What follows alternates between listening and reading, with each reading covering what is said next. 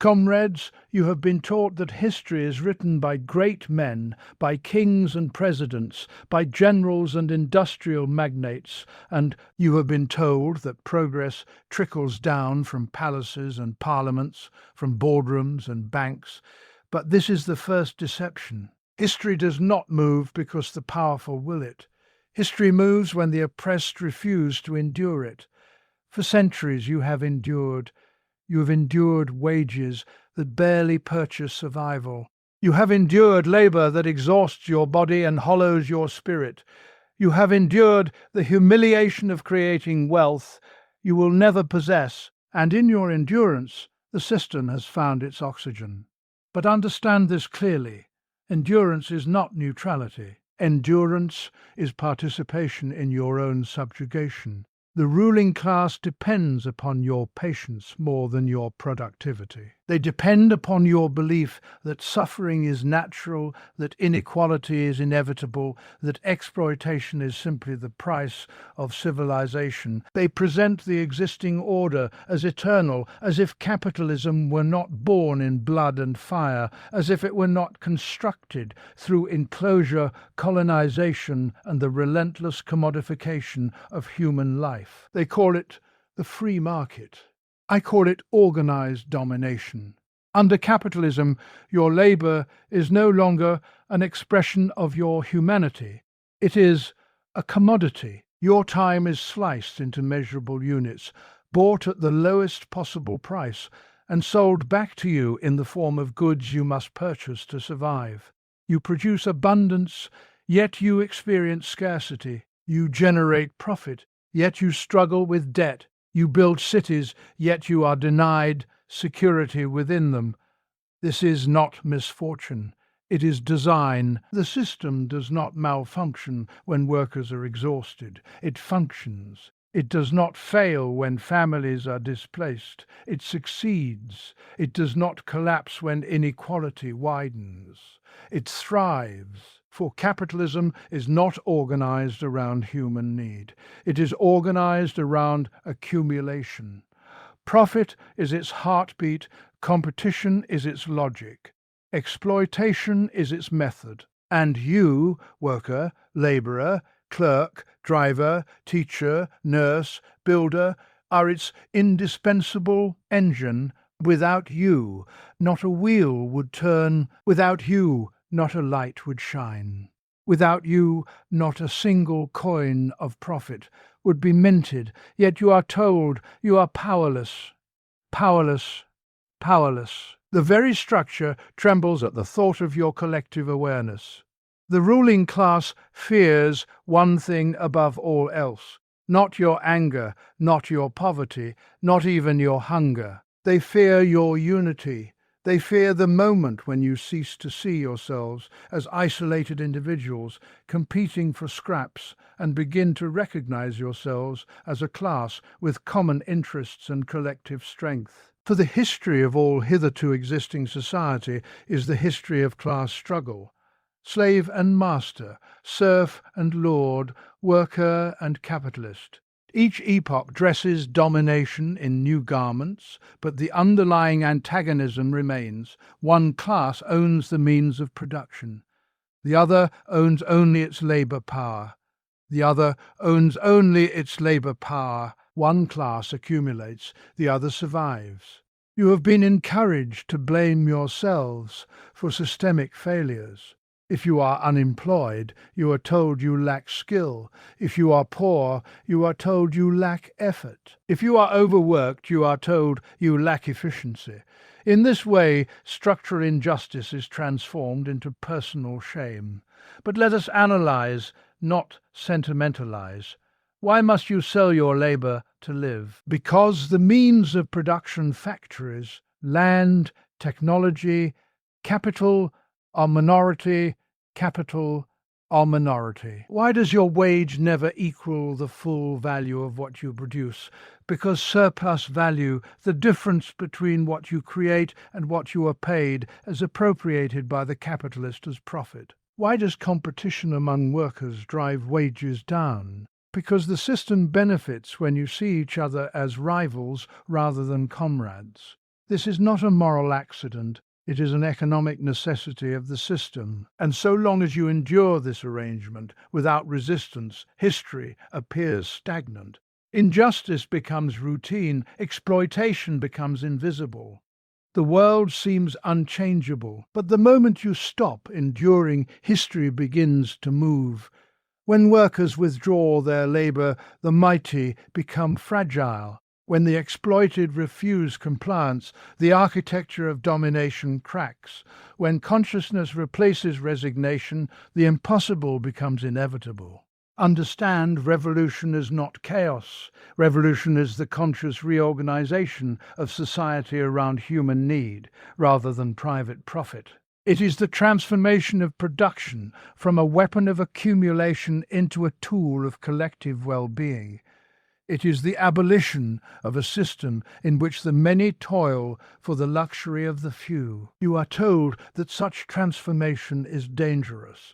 Yes, it is dangerous to those who benefit from the present order. You are told that equality is unnatural. Yet what is more unnatural than a world where abundance coexists with starvation? You are told that collective ownership is tyranny. Yet what greater tyranny exists than economic dependence that chains you to employers who dictate the terms of your survival? The true radical act is not to demand change. The true radical act is to accept exploitation as permanent. Do not misunderstand. The ruling class will not relinquish power voluntarily.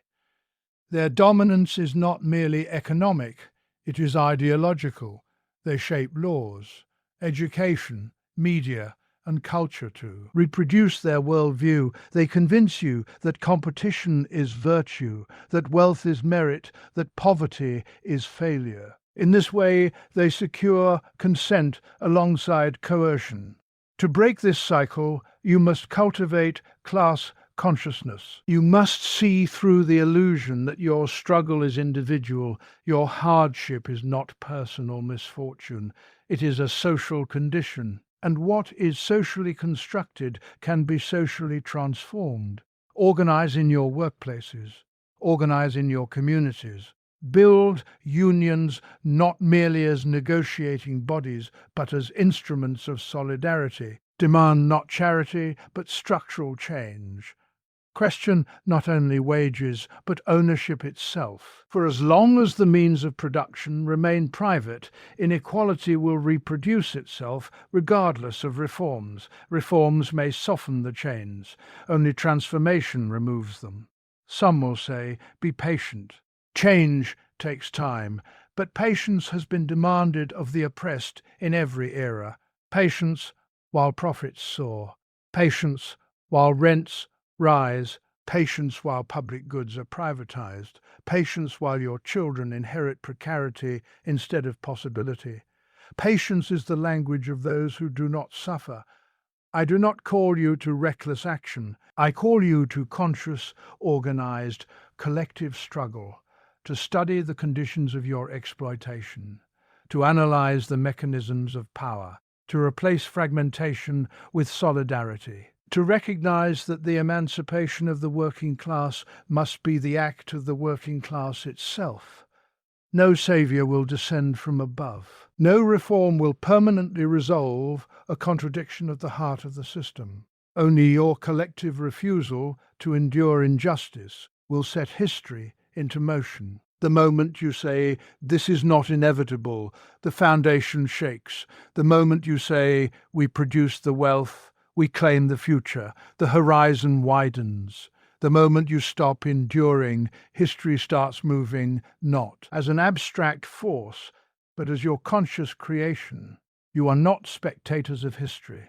You are its authors, and when the workers of the world recognize themselves not as competitors, not as isolated survivors, but as a united class, the old order will not simply be criticized, it will be transcended.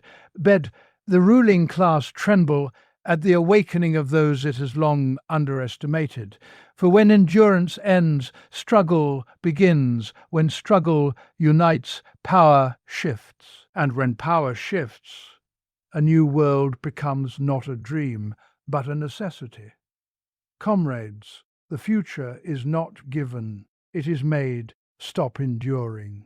Start moving history. History moves when the oppressed refuse to endure exploitation, because endurance is the silent pillar upon which every unjust system stands. No ruling class has ever maintained its dominance by strength alone. It survives because the majority, conditioned by necessity and ideology, continues to comply. The worker rises before dawn, sells labor for a wage that barely sustains life, returns home exhausted, and repeats the cycle. This repetition is mistaken for stability. It is called order, normalcy, even progress. Yet beneath this appearance lies a profound imbalance. Those who create the wealth do not control it, and those who control it do not create it. As long as this contradiction is tolerated, history appears motionless, trapped in routines that disguise exploitations as inevitability. Exploitation persists not because it is just, but because it is endured. The oppressed are told that hardship is natural, that hardship is merit, that poverty is a personal failure rather than a structural design. Through education, media, and cultural narratives, the system implants resignation. It teaches the worker to blame himself for low wages, to compete with fellow laborers for survival, to fear unemployment more than injustice. In this way, exploitation becomes internalized. The chains are no longer merely external, they are psychological. The greatest triumph of any oppressive order is not the force it wields, but the consent it manufactures. Yet consent is fragile. It is maintained only so long as people believe there is no alternative. The moment that belief cracks, endurance weakens. When workers begin to question why their productivity increases while their wages stagnate, when they notice that economic crises harm the many but enrich the few, when they recognize that their collective labor sustains the entire structure, a new consciousness emerges. This awareness is not spontaneous chaos. It is the rational conclusion drawn from lived reality. It is the understanding that exploitation is not destiny, but arrangement. History does not shift because injustice exists. Injustice has always existed. History shifts when those subjected to it refuse to accept it as permanent. Refusal transforms passive suffering into active resistance. It disrupts the rhythm of exploitation. Factories halt, services slow, profits shrink, and suddenly the invisible labor that underpins society becomes visible. The ruling class, accustomed to uninterrupted accumulation, confronts its dependence on those it deemed powerless.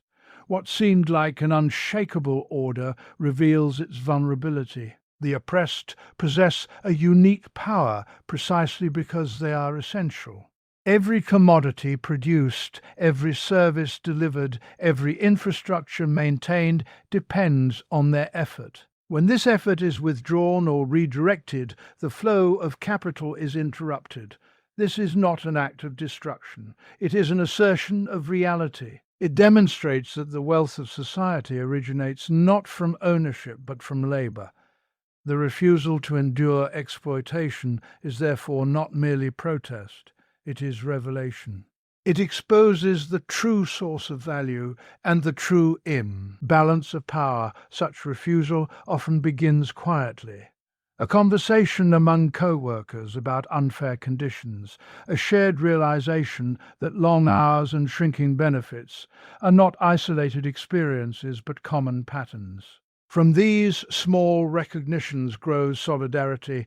Solidarity transforms fear into courage because the individual no longer stands alone. The worker understands that vulnerability decreases as unity increases. Collective action emerges not from impulsive anger, but from shared analysis. It is the logical response to systemic injustice.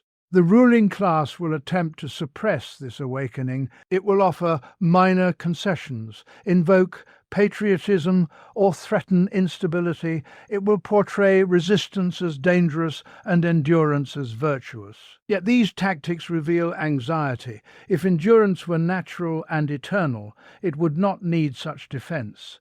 The very effort to preserve exploitation confirms its fragility. Power that depends on compliance trembles when compliance is withdrawn. When the oppressed refuse to endure exploitation, they reclaim their role as agents of history. They cease to be objects shaped by economic forces and become subjects shaping those forces. They challenge not only wages and conditions, but ownership itself. They question why a minority controls the means of production while the majority struggles for security. They demand that economic structures serve human needs rather than private profit. This demand carries transformative potential because it addresses the root of inequality rather than its symptoms. Every significant social transformation has followed this pattern. Systems that appeared eternal collapsed when the oppressed withdrew their acceptance. Feudal bonds dissolved when peasants resisted. Monarchies fell when subjects demanded representation. Industrial exploitation was confronted when workers organized. In each case, endurance ended before change began. The refusal to continue suffering in silence was the catalyst that set dormant contradictions into motion. Exploitation relies on routine. It relies on the assumption that tomorrow will resemble today. Refusal interrupts that assumption. It injects unpredictability into a system designed for control. It forces negotiation where there was command, accountability where there was impunity. Most importantly, it redefines what is possible. Once people witness their collective power, the myth of inevitability collapses. The oppressed discover that the structures dominating their lives are human creations, and what humans create can be altered by human action. Capitalism survives on surplus value extracted from workers' labor because the entire architecture of the system rests upon a single decisive transaction. The worker sells labor power for a wage that is less than the value that labor ultimately creates. This difference, this unpaid portion of work, does not vanish into abstraction. It is appropriated by the owner of the means of production as profit. Without this extraction, accumulation would cease, capital would stagnate, and the system would lose its animating force.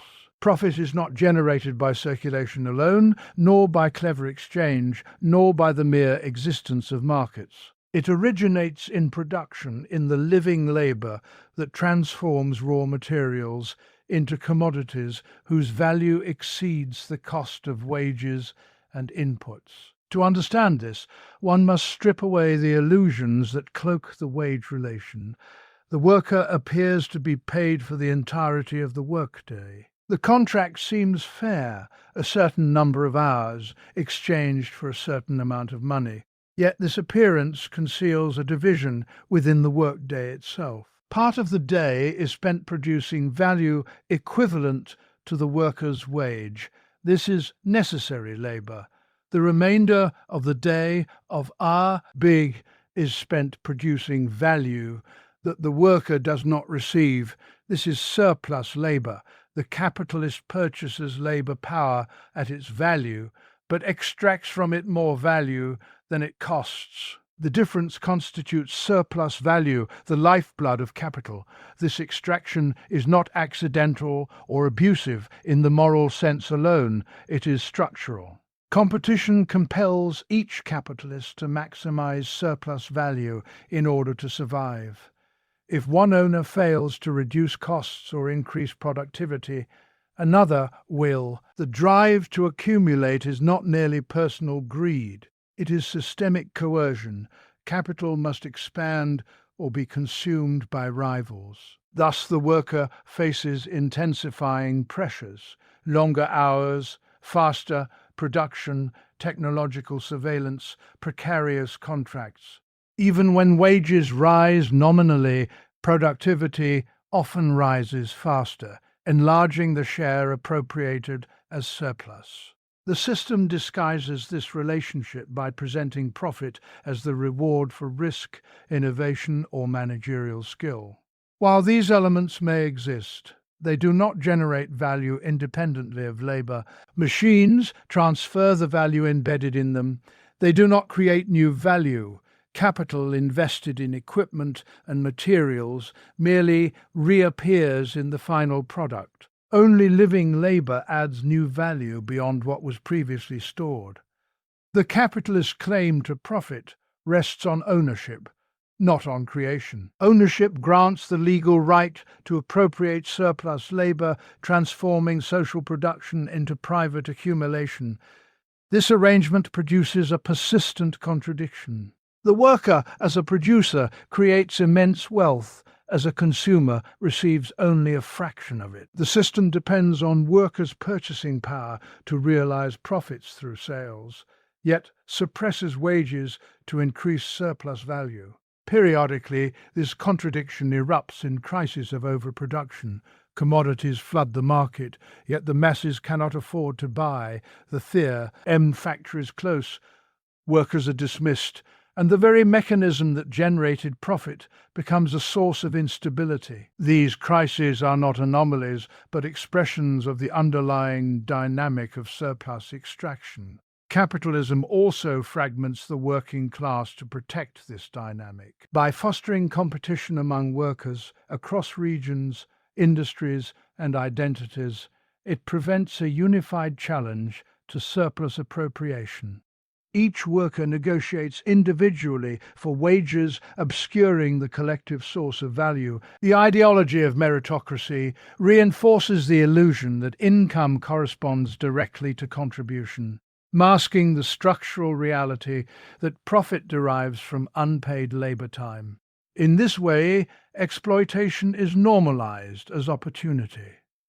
Technological advancement, often celebrated as neutral progress, becomes another instrument for enlarging surplus value. By increasing productivity, technology reduces the time necessary to produce goods, thereby reducing the portion of the workday required to reproduce wages. If wages remain constant, the proportion of surplus labor expands. Even when technology displaces workers, the pressure on those remaining intensifies as unemployment disciplines wage demands. Machinery, though created by labor, becomes a means of controlling labor under private ownership.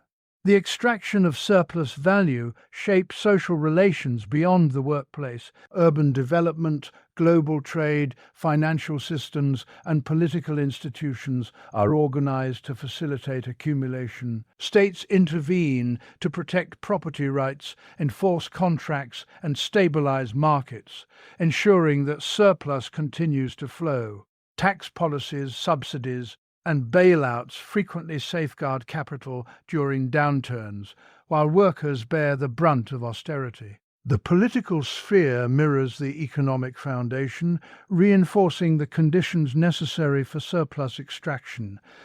Yet the very dependence of capitalism on surplus value reveals its vulnerability. Without workers' labor, no new value is created. Without surplus labor, no profit emerges. The system's grandeur, its skyscrapers, digital networks, and financial instruments, rests upon the daily expenditure of human energy. When workers recognize that their unpaid labor sustains accumulation, the mystique of capital diminishes. They see that wealth is not an autonomous force, but crystallized labor time appropriated through ownership. Surplus value is therefore not merely an economic concept. It is a relation of power. It defines who controls production, who benefits from growth, and who bears the costs of crisis. It explains why inequality persists despite rising productivity, why work intensifies despite technological advancement, and why economic expansion coexists with insecurity. The endurance of capitalism depends on maintaining this extraction while concealing its mechanism. When the concealed becomes visible, when the worker understands that profit is the monetary expression of unpaid labor, the foundation of the system stands exposed as a historical arrangement rather than a natural law. Class consciousness transforms isolated struggle into collective power because it alters the way individuals interpret their suffering and their position within society. In the absence of such consciousness, hardship appears personal. The worker believes low wages result from insufficient skill, unemployment from individual failure, exhaustion from private weakness. Each person confronts the system as though standing alone before an impersonal force. This isolation fragments resistance before it can begin. Struggle remains scattered, episodic, and easily contained, and easily contained. Under capitalism, fragmentation is not incidental, it is cultivated.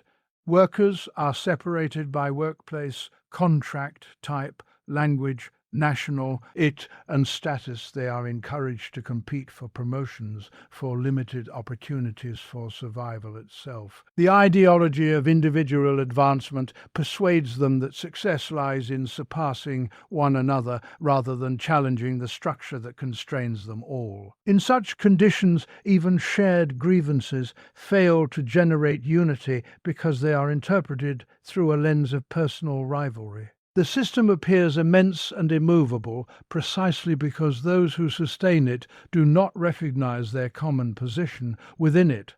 Class consciousness begins when this illusion dissolves. It emerges when workers perceive that their conditions are not accidental but systemic, not isolated but patterned. The realization that millions endure similar exploitation reframes private suffering as social reality. Wages suppressed across industries, rents rising across cities, precarious contracts spreading across sectors. These are not coincidences, but expressions of a common economic logic. Awareness of this logic transforms frustration into analysis.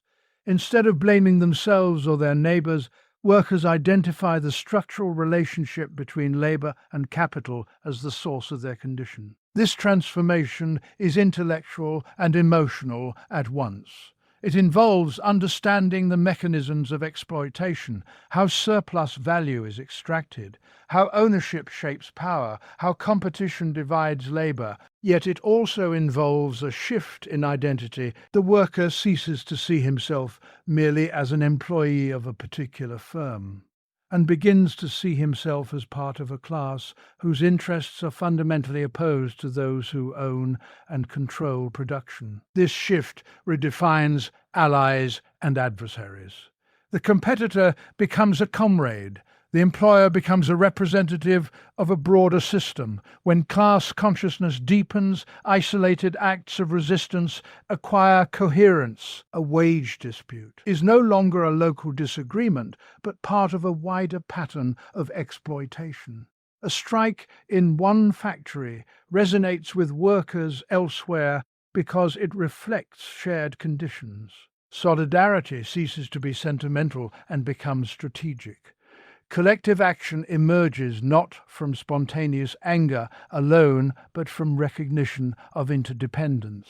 Workers understand that their strength lies not in individual negotiation, but in coordinated withdrawal of labor, in unified demands, in organized structures capable of sustaining struggle.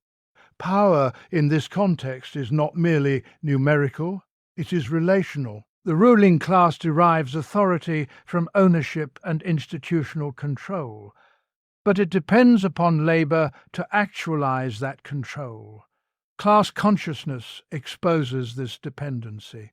When workers act collectively, they interrupt production, disrupt profit, and compel attention. What appeared as unilateral command becomes negotiation. The imbalance of power begins to shift because the source of value asserts itself consciously. This collective power also challenges ideological domination. The narratives that justify inequality lose credibility when confronted by organized experience. Claims that wages reflect merit or that poverty reflects laziness falter in the face of widespread coordinated resistance. Class consciousness generates its own discourse, rooted in shared material conditions rather than abstract promises. Through meetings, unions, publications, and assemblies, workers articulate perspectives that counter the dominant ideology. In doing so, they construct an alternative understanding of society. The development of class consciousness is neither automatic nor uniform. It requires communication, education, and sustained engagement. Economic crises may expose contradictions, but without organization, they can breed despair as easily as solidarity. Consciousness grows through collective. The struggle itself, each successful action reinforces confidence, each shared setback deepens understanding. Over time, the working class recognizes its capacity not merely to protest conditions, but to reshape them. As this awareness spreads, the boundaries of possibility expand. Demands evolve from immediate improvements in wages or hours to broader questions about ownership and control. If workers collectively produce wealth, why should its direction be determined by a minority? If social cooperation creates value, why should that value be privately appropriated? These questions arise organically from conscious experience. They reflect a movement from defensive resistance toward transformative ambition. Class consciousness thus converts scattered grievances into organized force. It binds individuals into a community defined not by culture or geography alone, but by shared relation to production. It reveals that what seemed like personal misfortune is a common condition, and that common conditions can generate common action. In this recognition lies the capacity to challenge entrenched power structures, to replace competition with solidarity, and to transform labor from an instrument of survival into a source of collective authority. Unity among workers is the greatest threat to ruling class dominance because the power of the ruling class rests not only on ownership of wealth, but on the division of those who produce it. The minority that controls the means of production governs through fragmentation. It survives by ensuring that workers see themselves as separate, competing, and unequal. As long as labor remains divided by trade, by race, by nationality, by contract status, by ideology, the structure of domination remains secure. The moment these divisions are challenged and workers recognize their shared position within the economic order, the foundation of ruling class, as authority begins to fracture. The ruling class commands factories, corporations, banks, and media institutions, but it does not directly create the value that sustains them. That value originates in collective labor. Every industry depends upon networks of cooperation. Transport workers move goods, technicians maintain systems, clerks manage transactions, builders construct infrastructure, caregivers sustain communities. Production is inherently social, yet ownership is private. This contradiction can persist only if the social producers remain unaware of their collective strength. Unity exposes that contradiction with clarity. Division is cultivated deliberately. Employers negotiate contracts separately to prevent coordinated demands.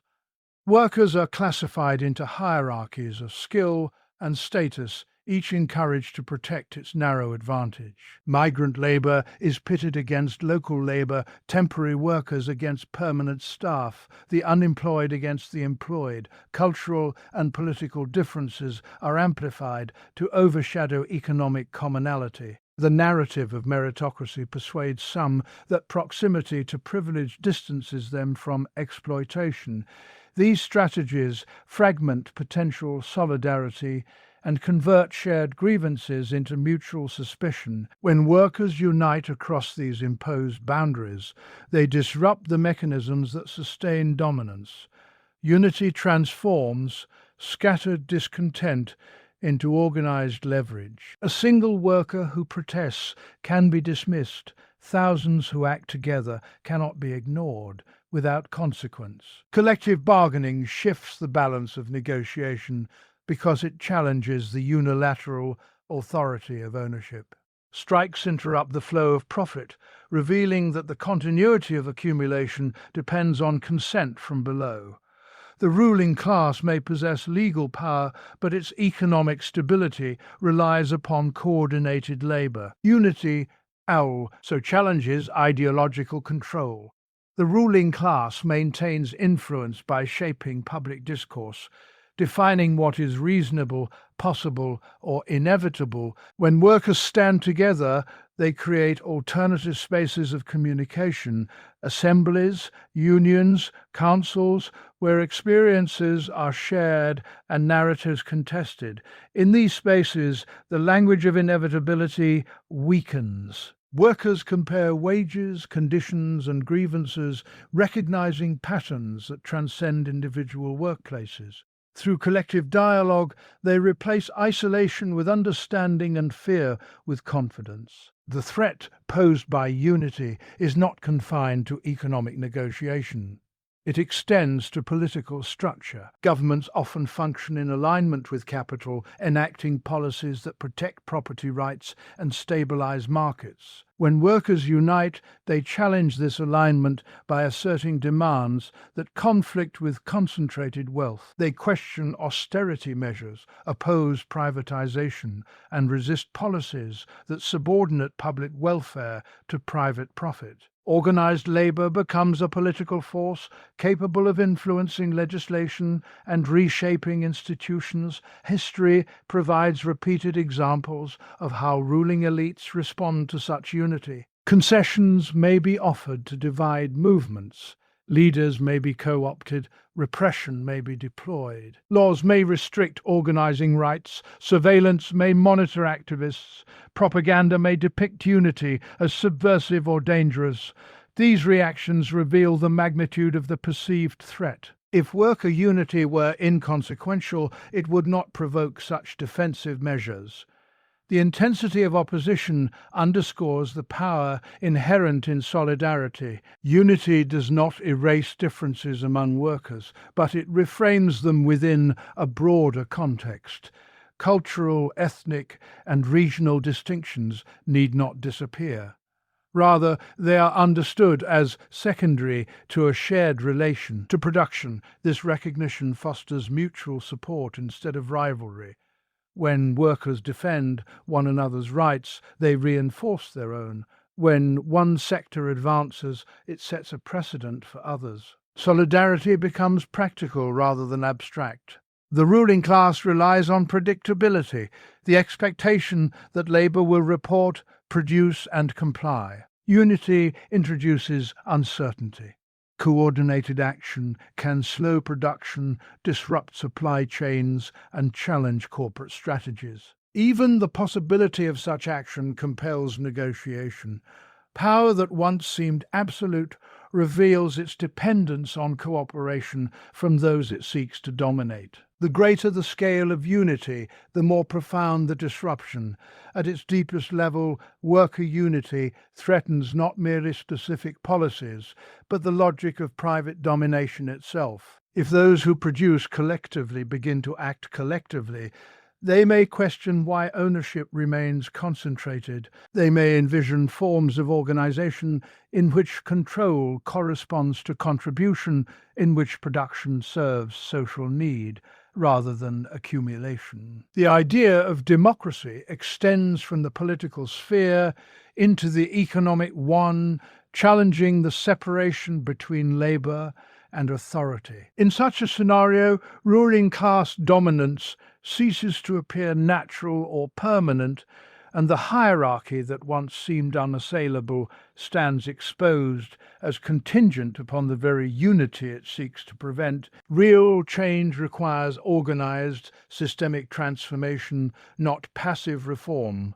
because the roots of injustice are embedded within the structure of society itself. When exploitation is woven into the fabric of economic relations, when inequality arises from ownership patterns and power imbalances, minor adjustments cannot eliminate the source of the problem. Reforms may soften the harshest edges, may grant temporary relief, may regulate excesses, but they leave intact the underlying system that continuously reproduces disparity. To treat systemic injustice with isolated policy corrections is to prune the branches while nourishing the roots.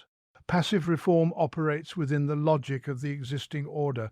It assumes that the framework of private ownership, wage labor, and profit-driven production is permanent. It seeks to redistribute small portions of wealth without questioning how that wealth is generated or who controls its distribution. Such reforms often emerge in response to crisis or unrest, serving to stabilize the system rather than transform it. When pressure mounts, concessions are granted to restore equilibrium. Wages may rise modestly, regulations may tighten briefly, social programs may expand temporarily. Yet as soon as stability returns, the mechanisms of accumulation reassert themselves, gradually eroding the gains that were made. Systemic transformation begins with recognizing that economic and political structures are historically constructed, not natural laws. Capitalism did not arise spontaneously. It developed through deliberate changes in property relations, labor, organization, and state power. If the current system was created, it can be reconfigured. Organized transformation does not rely on goodwill from those who benefit from inequality. It requires collective analysis, coordination, and sustained action aimed at altering the foundational relations between labor, capital, and the state. The wage relation illustrates why reform alone is insufficient. As long as workers must sell their labor to survive, while a minority owns the means of production, the extraction of surplus value continues. Regulations may limit working hours or establish minimum wages, but they do not abolish the structural dependency that compels workers to accept employment under terms defined by capital.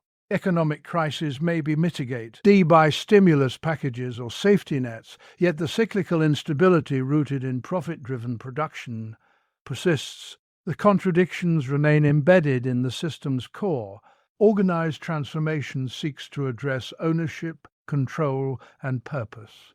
It asks why productive assets are concentrated in private hands and whether democratic control over production could align economic activity with social need. It challenges the assumption that profitability should determine which industries flourish and which communities decline. It questions why technological advancement often displaces workers rather than reducing collective labor time.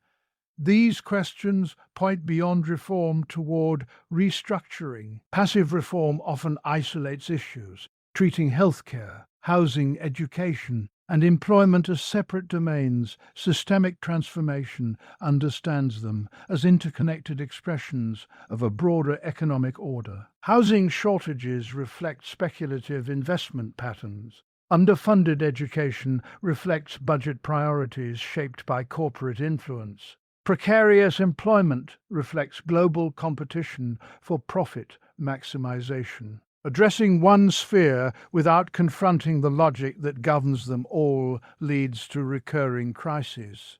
Organization is essential because power is organized. Corporations coordinate across borders, financial institutions synchronize investments, political elites align policy with economic interests. To counterbalance such concentration, workers and communities must develop institutions capable of sustained collective action.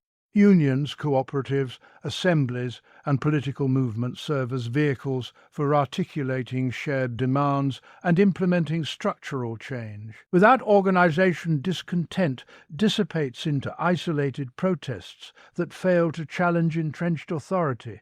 Systemic transformation is not impulsive upheaval, but deliberate reconstruction. It requires education that exposes the mechanisms of exploitation, democratic processes that involve those affected by decisions, and strategies that replace hierarchical control with participatory governance.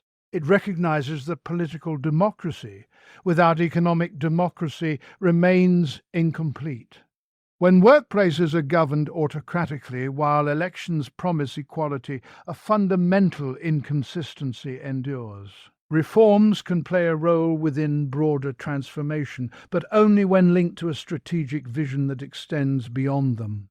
A wage increase may strengthen workers' confidence and capacity for further action. Expanded social protections may provide stability that enables deeper organizing, yet if reforms are pursued as endpoints rather than steps, they risk entrenching complacency.